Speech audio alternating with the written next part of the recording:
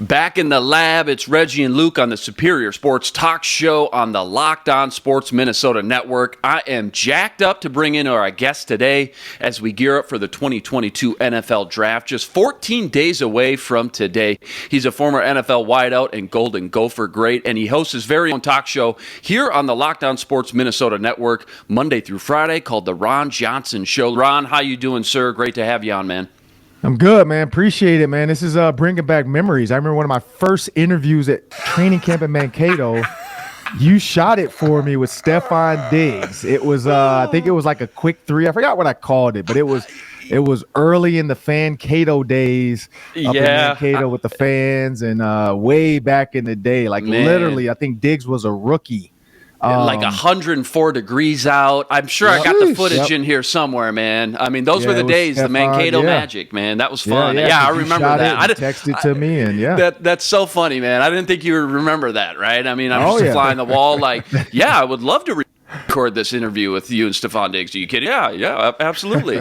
Oh, man, that's great, man. Well, great to have you on. You're a busy man hanging out with Spice Adams, all your famous celebrity friends. So, I saw that. I love that, man. I love that. I don't want to go too far down the rabbit hole, but you guys' relationship, I mean, where did that all start? I mean, we grew up together. That's my best friend, man. We text literally every single day. Man. So I can probably go to my phone. I haven't been on my phone yet because I've been at work all day, and I got a audition later today with TaylorMade Golf. Cool. But Spice, man, that's my guy. Like literally, we text every single day. There's not a day that goes by that we don't text. And like if I don't text in back or something, or because it's me and him and two other friends, and so if I don't text because I'm busy, he will literally call me or FaceTime me, and then if I don't answer, he'll text me that I'm not a good friend or something. Or that's my guy though. We go way back, high school football, little league. We played against each other in college, played against each other in the NFL, and he was the best man in my wedding. I was the best man in his wedding, and that's my guy. Wow. Yeah. Hey, Ron, you got the laugh down yet? The ha ha. Nah, I mean I joke with him every once in a while. Like I don't ever put it out for the public. But I do, I mean, because he sent me some T-shirts and stuff. So I do I'll mess with him when I get a haircut. I'll hit him with the I don't have it like he got it, man. He perfected that. That's his thing, man. So I'm proud of him. But yeah, man, he's annoying as hell. I'll say that too. We worked out together a couple times in Chicago, and man, I'm dead. I'm talking about Reggie, the one we did with Lifetime, man. This is a boxing class, 9 rounds. You got jump rope, you're pushing, jumping box jumps. I get in the car, I'm dead tired. I'm dead tired. This dude is he tweeted it out there somewhere. It's a video he tweeted out and put on Instagram. I was dead tired, and this idiot would not stop messing with me. He's dancing to the song all loud, pushing me in the seat next to him. And in the video, I didn't even think about it at the time. This is pre Spice was big time on the internet. So he's pulling up old videos now and reposting them. I'm looking at him man, if you don't leave me alone, I promise you I'm gonna choke you, man. And so now I'm looking at the comments and people are like, oh, who is that guy? Who's your friend, Spice? He looks like he's sick of you. I love to work out with you. I'm like, yeah, you want to work out with him until you work out with him and he doesn't stop. That dude, we've had, we spent the night at his house and he just doesn't stop. He won't stop. It'll be 2 a.m. and he's still got energy. And, we're just sitting up doing something. We'll be up all night. Our wives are asleep. That dude does not stop. But no, it's been fun, man. He's a blessing to have as a friend. He motivates me to do more and be better. So I'm proud of him. But yeah, let's jump into this Vikings, man. Let's start here, Ron. The Vikings wiped the slate clean and hit the reset button, right? I mean, starting from the top, new GM, new head coach, brought in a couple solid free agent talents, retained some core pieces on that unit. But from everything you've seen, you've heard, you've gathered from this busy offseason, just in general, what's the overall vibe and impression you get when it comes to the Minnesota Vikings and the level of expectations they have in 2022? Yeah, man. So I've been covering the Vikings now for about 9 years. Like I said, Stephon Diggs was a rookie, so I always go back to that. This is our 8th year of Vikings Game Day Live. When you think about how far this team has come, and I'm biased a little bit, And so when I talked to Spice Adams, I hate to bring it up, he said Kirk Cousins is a good quarterback in his eye. I looked at a couple other guys, Reggie Wayne, everybody likes Kirk Cousins. The only thing about Kirk Cousins is they want to know, does he have that it factor? Right. Does he have that clutch gene, as people would call it? And I think that's where Kevin O'Connell can help him. So when you look at Kevin O'Connell trying to, treat Justin Jefferson like Cooper Kupp, nothing against Cooper Kupp. I think he's a great receiver. I do think he's a product of that offense. Justin Jefferson, on the other hand, is a straight up dog. And so you put him in that offense, I think you get even more production. You look at Odell Beckham. Cleveland Browns here wrote him off. Oh, he's done. He's nothing. Like, we can't make it work for him. No, it was the offense they were running. You put him in that Rams offense, everybody's like, man, this guy is good. Like, Odell Beckham is good. So I equate that to Adam Thielen and KJ Osborne. Like, Kevin O'Connell is going to scheme and plot and come up with ways to help this offense. And then defensively, it's always going to be a go, go, go. Like, they're always in that 3-4. It's always in attack mode. They're always coming up with new ways to blitz from the 3. The 3-4 is one of the toughest defense sometimes to decipher because you can't tell which linebacker is the Mike and the Mo. You can identify it, but you might guess wrong and identify the wrong guy. And so I think that's going to be the big difference in this offense and defense is it was so defensive focused. The offense was always a second thought. It was always an afterthought, whereas you had just a coordinator and that guy's trying to get it done, where now the offensive mindset is going to come from the top down. Defense is always going to be defense. And I think Brian Billick did it best with the Ravens. You look at what he did with, offensive focus, bringing that Minnesota Vikings vibe, even though we didn't have Randy Moss, Chris Carter, and Jake Reed. So we ran the ball. Jamal Lewis, he had the 295-yard game before Adrian Peterson, which I still think is a yard gate. How do you break a record by 1 yard? Right. 296. Go ahead and get 300. Don't break it by 1. Like that to me was sketchy. But come on, Chili. You look at Brian Billick and what he did. And then you look at the defense. You had Ray Lewis, you had Bart Scott, you had Terrell Suggs, you had Pete Boulware, you had Ed Reed, you had Chris McAllister. So stacked. The defense was going to do what it had to do. You had Mataafa. You had all these guys. You had Anthony Weaver. So you had the pieces. Mike McCrary. You had the pieces. Pete Boulware even out of Florida State. So you had the pieces to make this a really good defense. Adalius Thomas from the Patriots. You had all the pieces. And so what Billick said was, look, defense, go attack. Offense, we're going to try to sustain these games and play in play. Not until I think Harbaugh was able to get Flacco is when you really saw the offense take its own, but the defense was always a piece. So here's the same. The defense has always been good, but I think it was overemphasized. It was overspent sometimes, and you had a lot of injured older guys that they were just trying to keep going. And then when guys would get injured, you have a bunch of young pieces, and they couldn't sustain it the last 2 years. Well, now the offense is going to say, hey, we just need you guys to slow them down. We're gonna hit on. It's all gas, no brakes for this offense. And so I think that's the big key. When you look at the offseason moves, I think it fits everything that was missing. Now the draft. I think the draft is going to be the most important piece. So everything they did in offseason, great. Sounds good, looks good on paper.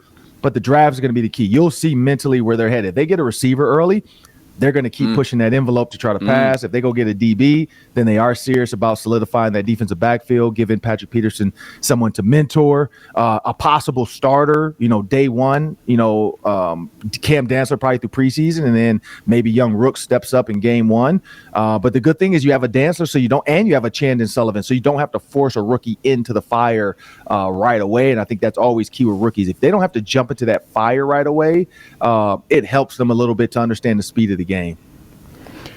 All right, Ron, I know we got to get you out of here, but I do want to ask you, going off of everything you just said with their draft considerations and the moves that they've made in the offseason, where do you see this Vikings team stacking up in the North?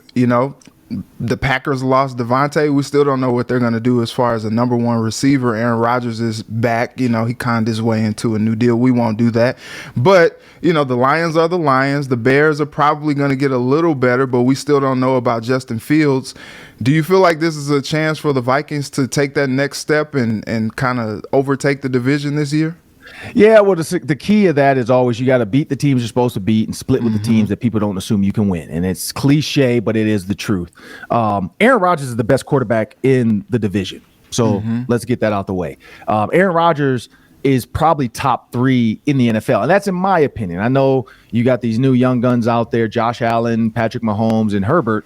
You got Joe Burrow. But I still think Aaron Rodgers mentally and physically is one of the best quarterbacks, if not the best quarterback out there right now. Now, he did lose Devontae Adams, but when Devontae Adams was out, the Packers still found ways to win.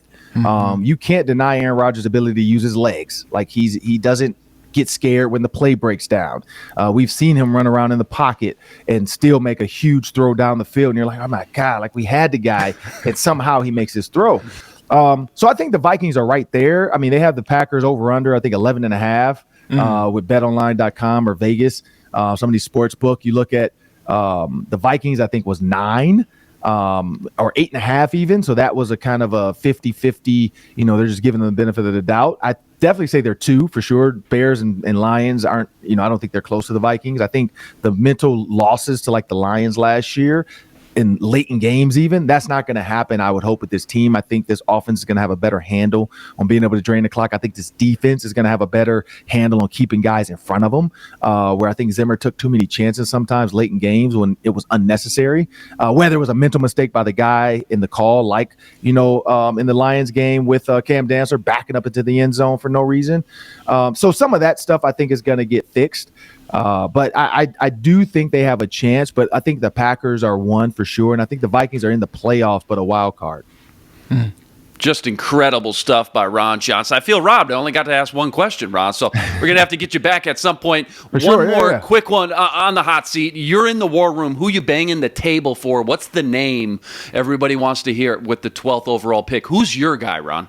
So I actually will be in the war room at TCO. So I've been booked by the Vikings to do the post game or post draft breakdown. And so in order to do that, we are in a remote live feed. It's non-disclosure. We don't have access to paperwork or anything, but we do kind of get a heads up of what's going to happen. Like, hey, they're about to trade, or they're gonna pick this guy, or hey, this is happening. So I'll have a little bit of insight to that. So I'm not going to bang my fist for anybody, but I will say this: the fact that Sauce Gardner, everybody's saying now the Lions might take him at number 2, which would be the dumbest thing ever the Lions could do. I think he's good. Kid's from Detroit, went to my high school. It would be a great story, but that happened with Charles Rogers from Michigan, went to Michigan State, Lions drafted him. It didn't work out. I feel like Sauce Gardner would be a similar Charles Rogers story. Like, it would be a great feel-good draft hometown kid. But then if he doesn't get off early and ball out, then it's always going to be that question mark. Hey, that was too high of a pick. I don't think he's Deion Sanders. That would be the only corner I would bang my fist on the table for, is that you got to go get Deion. You got to get Prime, no matter what pick. So for the Vikings, if Stingley is there, if and Sauce won't be there, but if he is what you want, go up to 10 and get him if you need to. The Jets have 2 picks early, but I would not be opposed to dropping down to that 20 and taking another second round pick from somebody, or third round pick, because there is a lot of meat and potatoes in that second and third round this year. When you look at how deep the cornerbacks are. You got Kyer Elam out of Florida. There's a lot of kids that you can still get. Andrew Booth Jr. That you can get in 20 and be a nice piece, but then also still have other picks to maybe go find another offensive guard that nobody assumed would be there, and you can take them to sit behind the 2 veterans you have coming in with Ezra Cleveland already there. And then the other guy they bought in. So I do think that I'm not banging my fist on the table right now. I mean, of course, we have another week or two. As it gets closer, as I start doing more of my research, because I usually get a binder for this show where I have all the picks, all the potentials. The Vikings sneakily send me names and they say, hey, we want you to watch video on these guys, which lets me know these are guys that are thinking about drafting, because when we do a breakdown on Vikings.com for them. So, and I'm going to do it on my podcast as well. But that's where I'm at. I don't bang the table for anybody, because it's so fickle. The NFL draft is so fickle. You never really know what you're going to get. It's like a box of chocolates. You just really don't know what you're going to get when you get a guy. Forrest Gump on us. I did. Jenny. Jenny. But yeah, it is. It's like a box of chocolates. Like, you don't know if you're getting, caramel nougat. You don't know if you're getting dirt. And that's That's where I'm at. Like, I would love to do that one day, play like milk chocolate roulette, where one of them is dirt and guys have to pick and put money on the table. Loser, I don't know what the loser does or something, but yeah, that would be a fun game to play, like Russian roulette with chocolates, and one of them is dirt, and you just got to pick, and they all look the same. And that's what you get with these corners. Like Booth Jr. might be the guy. Stingley might end up being the guy. I like Stingley for the LSU tie. LSU players seem to be NFL ready. That is kind of I'm not going to bang my fist, but I might pat my hand on the table for Stingley. I do like the LSU connection with him and Patrick Peterson, Justin Jefferson. So he would come in right away and feel Daniil Hunter. So he would come in right away and feel comfortable. Tatum Everett, she has nothing to do with the team in the locker room, but she's from LSU as well. Hobie Artigue is from Louisiana, and he's, he does stuff for the Vikings. So I just think there would be an acceptance right away with drafting an LSU guy. The cornerbacks coach was at LSU. So that kind of fits the narrative. That's a bang my hand on the table, because that's a kid you can bring in and you don't have to worry about him not hitting the ground running, because he'll be extremely comfortable with his LSU boys here. And then he'll be accepted well in that locker room and that meeting room with an LSU coach. So that's the one I would kind of bang my hand on the table for. Yeah, I think Vikings fans a little burned from Rick Spielman always trading back, especially on that day 3. But I like what you brought up. Maybe moving back into the 20s, a lot of meat and potatoes, guys, 15 to 40, kind of all the same when you start to break it down. So plenty of great stuff from Ron, man. Follow him on Twitter at 3RonJohnson, and be sure to tune into his latest show, The Ron Johnson Show, on the Locked On Sports Minnesota Network. Got a great episode with Spice Adams himself out there you got to check out. We got to get you back soon, man. We'll talk to you soon. Sure, all right, man. Ron? Let me know. I'm down good, anytime. Man. Appreciate it. Appreciate you, Ron. Right, Ron Johnson. Thank you. Thanks a lot. Yep. Ron Johnson. Reggie, lot to chew on there before we jump to our next segment. What's your biggest takeaway from Ron, whether it's the Vikings offseason outlook or some of those draft nuggets? I think it was interesting to hear him talk about what his friend said about Kirk Cousins. He is such a polarizing topic here in the state of Minnesota. And it's just interesting because earlier when I talked to Kevin O'Connell, I asked him, I was like, hey, do you feel like Kirk has another gear? And Kevin said yes. And so I'm interested to see him take it to that next level. He talked about, does he have that clutch gene? Well, we saw it in that game against Carolina. Kirk played great. And that throw to KJ Osborne to basically walk off in that game was awesome. That was awesome. And it's like, okay, we see it. He has it in him. It's just a consistency thing. Yeah, I wonder, too. I mean, Kirk takes so much heat, right? It's a lot of hate for not being able to show up in those primetime games or lead the comeback drive. But remember, under Mike Zimmer specifically, Zimmer didn't exactly unleash him, right, or let him loose. Right. He wanted to play low-scoring defensive battles, no turnovers, be conservative, hold on to the football. So, I mean, we're about to see a brand new version, Kirk 2.0 under Kevin O'Connell, who's going to spread them out.